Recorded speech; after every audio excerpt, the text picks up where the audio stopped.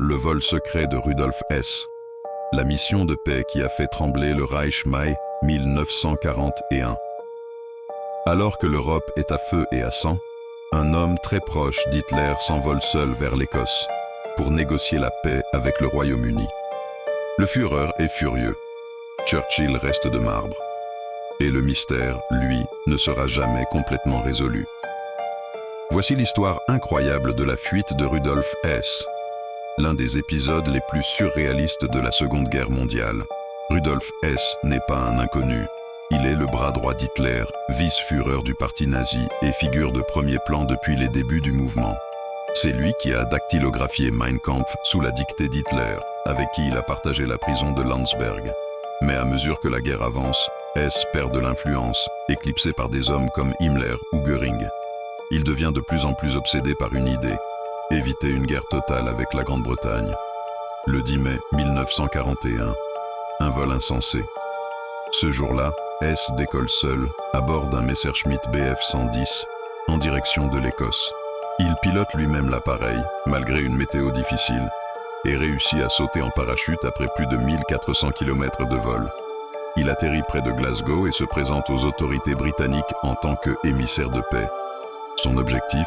Contacter le duc de Hamilton, qu'il croit influent dans des cercles favorables à un accord avec l'Allemagne. Une réaction glaciale des Britanniques et furieuse du Reich, Churchill ordonne immédiatement l'arrestation de Hess. Il refuse toute négociation et le traite de prisonnier de guerre fou. Le gouvernement britannique, embarrassé, décide de garder l'affaire secrète pendant plusieurs jours. À Berlin, Hitler entre dans une rage noire. Il déclare que Hess a agi seul, qu'il est mentalement instable, et le désavoue publiquement.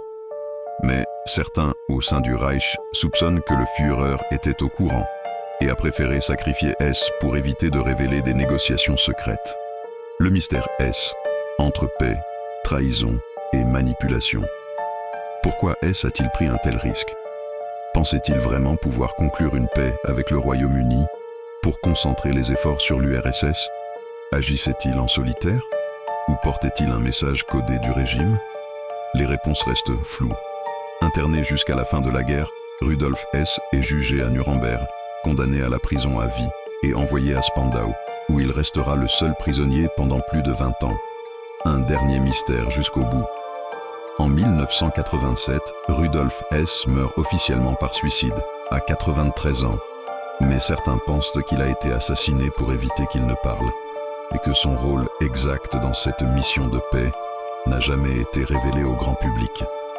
Quand la guerre croise l'absurde la fuite de Rudolf Hess reste l'un des épisodes les plus étranges de la Seconde Guerre mondiale. Une mission en solitaire, une trahison au sommet et un mystère que ni Churchill ni Hitler n'ont jamais totalement éclairci.